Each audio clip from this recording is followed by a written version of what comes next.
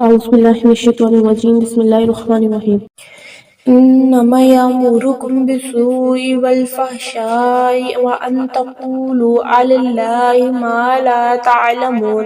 ترجمہ کنز ایمان، وہ تو تمہیں یہی حکم دے گا بدی اور بے حیائی کا، اور یہ کہ اللہ تعالیٰ پر وہ بات جوڑو جس کی تمہیں خبر نہیں۔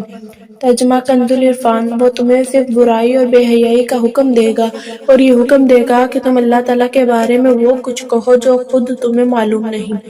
انما یأمرکم بالسوء والفحشاء، وہ تمہیں صرف برائی اور بے حیائی کا حکم دے گا۔ سوء اور فحشاء کو مترادف یعنی ہم معنی بھی قرار دیا گیا ہے، اور یہ بھی کہا گیا ہے کہ سوء سے مراد مطلقاً گناہ ہے اور فحشاء سے مراد کبیرہ گناہ ہے۔ شیطان کا کیا کام ہے؟ شیطان کا کام ہی یہ ہے کہ وہ لوگوں کو برائی کی طرف بلائے، کفر و شرک کی طرف، اللہ تعالیٰ کے متعلق غلط عقائد منسوب کرنے کی طرف، یا اس کے حلال کردہ کو حرام کہنے اور اس کے حرام کردہ کو حلال کہنے کی طرف۔ برے کاموں مثلاً جھوٹ، غیبت، چغلی، وعدہ خلافی، بہتان، لڑائی فساد، حسد، بغض و کینہ، تکبر و انانیت، نفرت و عداوت، جنگ و جدال، تذلیل و تحقیر، استہزاء و الزام تراشی وغیرہ چیزوں کی طرف بلائے۔ یوں ہی بے حیائی کے کام، گانے باجے، فلمیں، ڈرامے، ناچ، مجرے، بد نگاہی، فحش گفتگو، گندی باتیں، ناجائز تعلقات، بری نیت سے دیکھنا، چھونا، بدکاری وغیرہ گناہوں کی طرف بلانا شیطان کا کام ہے۔ افسوس کی بات ہے آج کل ان برائیوں میں سے بہت سی چیزوں کی طرف بلانے میں گھر والوں اور دوست احباب، گھر، بازار، معاشرہ، افسر وغیرہ کا تعاون یا ترغیب ہوتی ہے۔ کوئی آدمی نیکیوں کی طرف آنے کا سوچتا بھی ہے تو مذکورہ بالا افراد اسے کھینچ کر گناہوں کی طرف لے جاتے ہیں۔ اے کاش ہمیں اچھی صحبت، اچھا مطالعہ، اچھا گھرانہ اور اچھے دوست مل جائیں۔ وَإِذَا قِيلَ لَهُمُ اتَّبِعُوا مَا أَنزَلَ اللَّهُ قَالُوا بَلْ نَتَّبِعُ مَا أَلْفَيْنَا عَلَيْهِ آبَاءَنَا أَوَلَوْ كَانَ آبَاؤُهُمْ لَا يَعْقِلُونَ شَيْئًا وَلَا يَهْتَدُونَ۔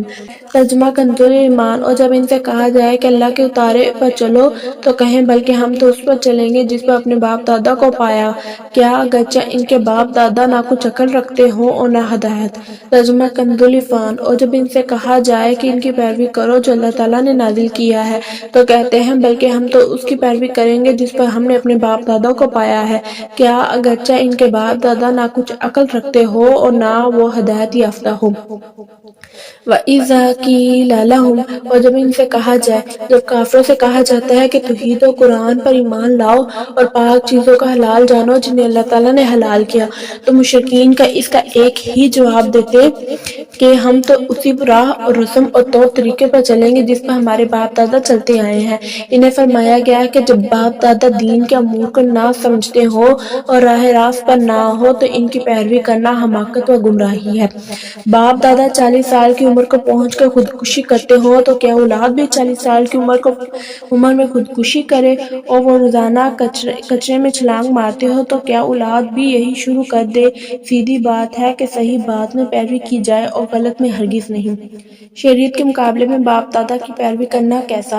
شریعت کے مقابلے میں گمراہ باپ دادا کی پیروی کرنا حرام ہے۔ یوں ہی گناہ کے کاموں میں باپ دادا کی پیروی ناجائز ہے، اور بحکم حدیث اللہ تعالیٰ کی نافرمانی کے کام میں کسی کی اطاعت نہیں کی جا سکتی۔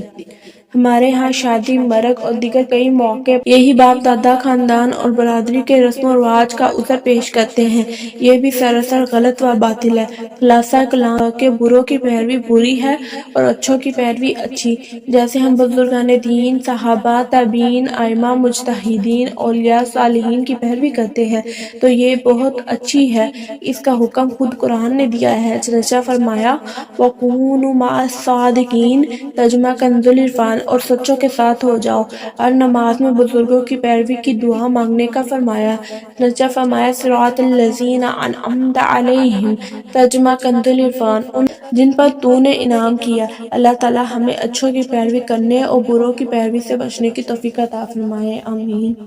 وَمَثَلُ الَّذِينَ كَفَرُوا كَمَثَلِ الَّذِي يَنعِقُ بِمَا لَا يَسْمَعُ إِلَّا دُعَاءً وَنِدَاءً صُمٌّ بُكْمٌ عمي فهم لا يعقلون۔ ترجمہ کنز ایمان۔ اور کافروں کی کہاوت اسی کی سی ہے جو پکارے ایسے کو کہ خالی چیخ پکار کے سوا کچھ نہ سنے، بہرے گونگے اندھے تو انہیں سمجھ نہیں۔ ترجمہ کنز العرفان۔ اور کافروں کی مثال اس شخص کی طرح ہے جو کسی ایسے کو پکارے جو خالی چیخ و پکار کے سوا کچھ نہیں سنتا۔ یہ کفار بہرے گونگے اندھے ہیں تو یہ سمجھتے نہیں۔ اور مثال الذین کفروا۔ اور کافروں کی مثال۔ حضور پرنور صلی اللہ علیہ وسلم کافروں کو مسلسل دین حق کی دعوت دیتے رہے۔ کافر سنتے تو تھے لیکن اس سے کچھ نفع حاصل نہ کرتے، یعنی ایمان نہ لاتے۔ ان کے اس سننے کی مثال بیان کی گئی کہ جس طرح جانوروں کا ایک ریوڑ ہو اور ان کا مالک انہیں آواز دے تو وہ محض ایک آواز کو سنتے ہیں لیکن مالک کے کلام کا مفہوم نہیں سمجھتے، یوں ہی کافروں کا حال ہے کہ حبیب خدا صلی اللہ علیہ وسلم انہیں حق کی طرف بلاتے ہیں، یہ ان کا کلام سنتے ہیں لیکن جواب میں جانوروں جیسا طرز عمل ظاہر کرتے ہیں۔ ایسے آنکھ، کان، زبان کا کیا فائدہ جس سے کوئی نفع نہ اٹھایا جا سکے؟ اس اعتبار سے تو یہ بہرے، گونگے اور اندھے ہیں۔ اس آیت میں کچھ درس ہمارے لیے بھی ہے کہ دعوت تبلیغ، عظ و نصیحت، قرآن و حدیث، اصلاح تفہیم کے باوجود جو طرز عمل ہمارا ہے وہ بھی کچھ سوچنے کا تقاضا کرتا ہے کہ اس اعتبار سے ہمارے آنکھ، کان بھی کھلے ہوئے ہیں یا نہیں۔ یا ایھا الذین آمنوا کلوا من طیبات ما رزقناکم واشکروا للہ ان کنتم ایہ تعبدون۔ ترجمہ کنز ایمان۔ اے ایمان والو، کھاؤ ہماری دی ہوئی ستھری چیزیں اور اللہ کا احسان مانو اگر تم اسی کو پوجتے ہو۔ ترجمہ کنز العرفان۔ اے ایمان والو، ہماری دی ہوئی ستھری چیزیں کھاؤ اور اللہ کا شکر ادا کرو اگر تم اسی کی عبادت کرتے ہو۔ وَاشْكُرُوا لِلَّهِ، اور اللہ کا شکر ادا کرو۔ اللہ تعالیٰ نے ہمیں کھانے سے منع نہیں فرمایا بلکہ کئی مقامات پر رزق الہی کھانے کا بیان کیا، جیسے سورۃ بقرہ کی آیت 168، سورۃ مائدہ 87، 88، سورۃ اعراف آیت 31 اور 32 اور سورۃ نحل آیت 114 وغیرہ۔ الغرض اس طرح کے 20 مقامات ہیں جہاں رزق الہی سے لطف اندوز ہونے کی اجازت دی گئی ہے، صرف یہ شرط لگائی کہ حرام چیزیں نہ کھاؤ، حرام ذریعے سے حاصل کر کے نہ کھاؤ، کھا کر غافل نہ ہو جاؤ، یہ چیزیں تمہیں عطایت الہی سے دور نہ کر دے۔ کھا پی کر اللہ تعالیٰ کا شکر ادا کرو، چنانچہ فرمایا کہ اللہ کا شکر ادا کرو اگر تم اسی کی عبادت کرتے ہو۔ انما حرم علیکم المیتۃ والدم ولحم الخنزیر وما اہل بہ لغیر اللہ فمن اضطر غیر باغ ولا عاد فلا اثم علیہ ان اللہ غفور رحیم۔ ترجمہ کنز ایمان۔ اس نے یہی تم پر حرام کیے مردار اور خون اور سور کا گوشت اور وہ جانور جو غیر خدا کا نام لے کر ذبح کیا گیا، تو جو ناچار ہو نہ یوں کہ خواہش سے کھائے اور نہ یوں کہ ضرورت سے آگے بڑھے تو اس سے گناہ نہیں، بے شک اللہ تعالیٰ بخشنے والا مہربان ہے۔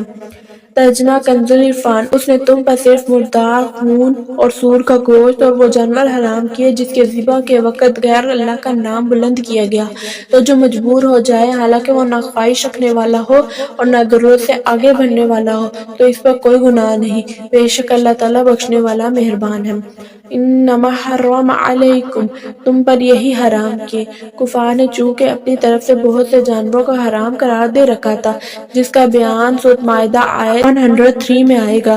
کفار کی اس حرکت پر فرمایا گیا کہ جن جانوروں کو تم نے حرام سمجھ رکھا ہے جیسے بحیرہ وغیرہ وہ حرام نہیں، حرام صرف وہ ہے جو ہم نے فرما دیے۔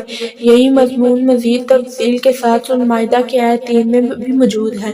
اللہ تعالیٰ کی حرام کردہ 4 چیزوں کی تفصیل۔ یہاں آیت میں 4 چیزوں کا بیان ہے: مردار خون، خنزیر کا گوشت اور غیر اللہ کے نام پر ذبح کیا جانے والا جانور۔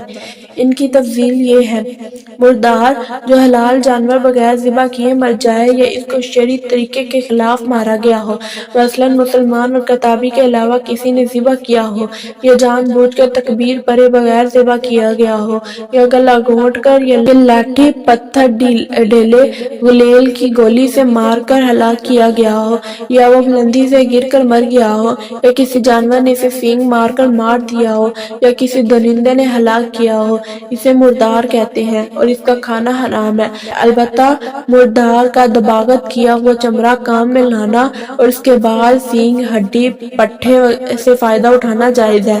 زندہ جانوروں کا وہ عضو جو کاٹ لیا گیا ہو وہ بھی مردار ہے۔ خون ہر جانور کا حرام ہے جبکہ بہنے والا خون ہو۔ سورۃ انعام آیت 145 میں فرمایا او دما مسفوحا، یا بہنے والا خون۔ ذبح کے بعد جو خون گوشت اور رگوں میں باقی رہ جاتا ہے وہ ناپاک نہیں۔ خنزیر یعنی سور نجس العین ہے، اس کا گوشت، پوست، بال، ناخن وغیرہ تمام اجزاء نجس و حرام ہے، کسی کو کام میں لانا جائز نہیں۔ چونکہ آیت میں اوپر سے کھانے کا بیان ہو رہا ہے اس لیے یہاں صرف گوشت کا ذکر ہوا۔ غیر اللہ کے نام کا ذبح، اس کا معنی یہ ہے کہ جانور ذبح کرتے وقت اللہ تعالیٰ کے علاوہ کسی اور کا نام لیا جائے، اور جس جانور کو غیر اللہ کا نام لے کر ذبح کیا جائے وہ حرام و مردار ہے۔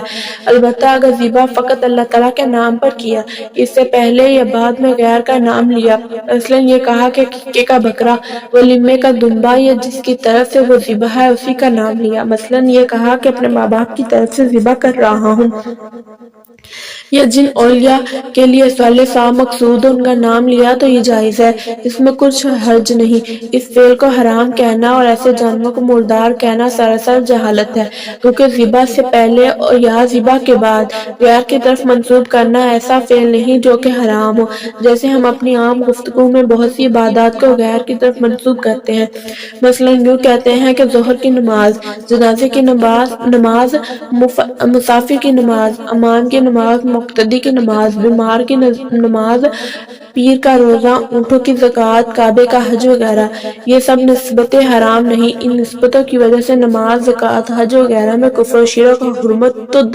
درکنار، نام کو بھی کراہت نہیں رہتی، تو کسی ولی یا بزرگ یا کسی اور کی طرف منسوب کر کے فلاں کی بکری کہنا کیسے حرام ہوگا؟ اس سے یہ خدا کے حلال کیے ہوئے جانور کو کیوں جیتے جی مردار اور سور ہو گئے، اب کسی صورت حلال نہیں ہوں گے، اور جو لوگ انہیں مردار کہتے ہیں وہ شریعت مطہرہ پر سخت جرات کرتے ہیں۔ یاد رکھیں کہ کوئی مسلمان اللہ تعالیٰ کے علاوہ کسی اور کا نام لے کر جانور ذبح نہیں کرتا، اور کسی مسلمان کے بارے میں شرعی ثبوت کے بغیر یہ کہنا کہ اس نے غیر اللہ کا نام لے کر جانور ذبح کیا تو یہ بدگمانی ہے، اور کسی مسلمان پر بدگمانی کرنا حرام ہے، اور حت المقام اس کے قول اور فعل کو صحیح وجہ سے محمول کرنا واجب ہے۔ ذبح کے معاملے میں دل کے ارادے پر اس وقت تک حکم نہیں لگایا جا سکتا جب تک قائل اپنے ارادے کی تصریح نہ کر دے، اور اگر بالفرض بات نہ سمجھ احمقوں پر شرعی ثبوت کے ساتھ ثابت ہو بھی جائے تو کہ انہوں نے غیر اللہ کا نام لے کر ذبح کیا اور اس ذبح سے معاذ اللہ ان کا مقصود غیر خدا کی عبادت ہے، تو کفر کا حکم صرف انہی پر ہوگا، ان کی وجہ سے عام حکم لگا دینا اور باقی لوگوں کو بھی یہی نیت سمجھ لینا باطل ہے۔ خلاصہ یہ ہے کہ مسلمان اپنے رب تعالیٰ کا نام لے کر ذبح کر رہا ہے، اس بدگمانی حرام ناروا ہے، اور خود سے بنائے ہوئے ذہنی تصورات پر کسی مسلمان کو معاذ اللہ کفر کا مرتکب سمجھنا، اللہ تعالیٰ کے حلال کیے ہوئے کو حرام کہہ دینا ہے، اور تکبیر کے وقت جو اللہ تعالیٰ کا نام لیا گیا اسے باطل و بے اثر ٹھہرانا ہرگز صحیح ہونے کی کوئی وجہ نہیں رکھتا۔ اللہ تعالیٰ ارشاد فرماتا ہے وَمَا لَكُمْ أَلَّا تَأْكُلُوا مِمَّا ذُكِرَ اسْمُ اللَّهِ عَلَيْهِ، ترجمہ کنز العرفان، اور تمہیں کیا ہے کہ تم اس میں سے نہ کھاؤ جس پر اللہ تعالیٰ کا نام لیا گیا۔ امام فخر الدین رازی رحمہ اللہ تعالیٰ فرماتے ہیں ہمیں شریعت مطہرہ نے ظاہر پر عمل کرنے کا حکم فرمایا، باطن کو تکلیف نہ دی، تو جب اس نے اللہ تعالیٰ کا نام پاک لے کر ذبح کیا تو جانور کا حلال ہونا واجب ہے کہ دل کا ارادہ جان لینے کی طرف ہمیں کوئی راہ نہیں۔ اس مسئلے کے بارے میں مزید تفصیل اور دلائل جاننے کے لیے فتویٰ رضویہ کی 20 جلد میں موجود اعلیٰ حضرت رحمہ اللہ تعالیٰ کا رسالہ سبل الاصفیاء فی حکم ذبائح الاولیاء مطالعہ فرمائیں۔ فمن اضطر، تو جو مجبور ہو جائے، مضطر یعنی مجبور جسے حرام چیز کھانا حلال ہے وہ ہے، اور جو حرام چیز کے کھانے پر مجبور ہو، اس کو نہ کھانے سے جان چلی جانے کا خوف ہو، اور کوئی حلال چیز موجود نہ ہو، خواہ بھوک یا غربت کی وجہ سے یہ حالت ہو یا کوئی شخص حرام کے کھانے پر مجبور کرتا ہو اور نہ کھانے کی صورت میں جان کا اندیشہ ہو، ایسی حالت میں جان بچانے کے لیے حرام چیز کا قدرے ضرورت یعنی اتنا کھا لینا جائز ہے کہ ہلاکت کا خوف نہ رہے، بلکہ اتنا کھانا فرض ہے۔ غفور الرحیم، بخشنے والا مہربان۔ حالت مجبوری میں حرام کھانے کی اجازت دینا اور اسے معاف رکھنا اللہ تعالیٰ کی کرم نوازی کی دلیل ہے، اس لیے آیت کے آخر میں مغفرت و رحمت والی صفات کا تذکرہ فرمایا۔